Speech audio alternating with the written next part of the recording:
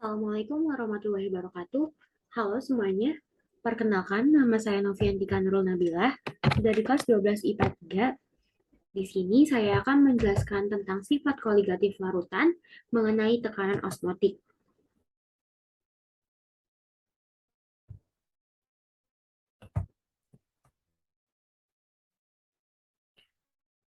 Di sini ada materi pembahasan. Yang pertama ada pengertian sifat koligatif, kedua ada macam-macam sifat koligatif, ketiga ada pengertian tekanan osmotik, dan yang terakhir adalah contoh soal tekanan osmotik.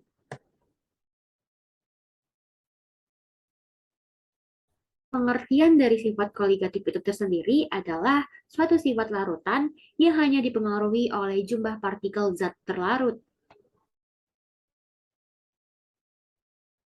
di mana macam-macam sifat koligatif dibagi menjadi 4. Yang pertama ada penurunan tekanan uap atau delta P, kedua ada penurunan titik beku atau delta TF, ketiga ada kenaikan titik didih atau delta TB, dan yang terakhir adalah tekanan osmotik atau P. Di sini saya akan menjelaskan tentang tekanan osmotik. Tekanan osmotik adalah tekanan hidrostatik yang terbentuk dalam larutan yang lebih pekat saat osmosis terjadi. Tekanan osmotik inilah yang akan mempertahankan kesetimbangan osmotik antara suatu larutan dan larut murninya yang dipisahkan oleh membran semipermeabel. Dengan kata lain, tekanan osmotik adalah tekanan yang diperlukan untuk menghentikan osmosis. Di sini ada rumus tekanan osmotik. Rumus tekanan osmotik sendiri dibagi menjadi dua, yaitu ada untuk larutan elektrolit dan larutan non-elektrolit.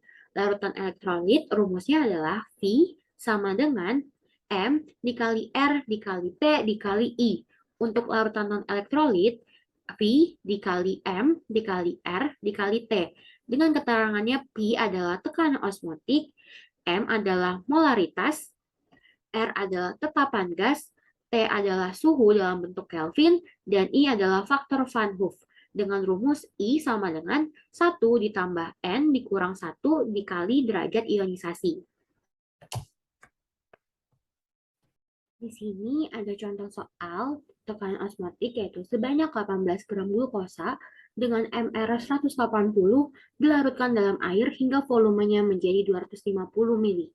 Hitunglah tekanan osmosis larutan tersebut pada suhu 27 derajat Celcius.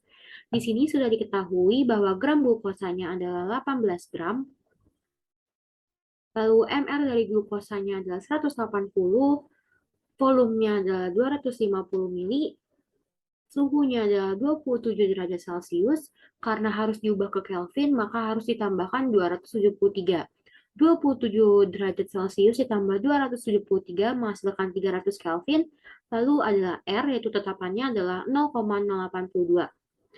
Setelah semuanya sudah diketahui, tinggal dimasukkan ke dalam rumus tekanan osmotik, yaitu V, P sama dengan M dikali R dikali T.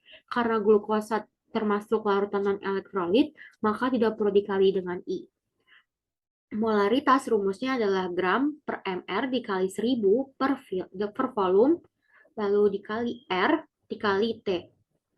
Gram per mr itu adalah gramnya 18, mr-nya adalah 180, dikali 1000, per volumenya adalah 250 mili, R-nya adalah dikali R-nya adalah 0,082 dikali dengan 300. Ini bisa dicoret 18 per 18 sama 180 bisa dibagi hasilnya hasilnya 0,1, lalu 1000 dibagi 250 hasilnya 4. 0,082 sama 300 ini bisa dicoret nolnya menghasilkan 8,2 dikali 3. Lalu setelah itu tinggal dihitung 0,1 dikali 4, 0,1 dikali 4 hasilnya 0,4. Ini 8,2 dikali 3 hasilnya adalah 24,6. 24,6. 0,4 dikali 24,6. Hasilnya adalah 9,84 ATM.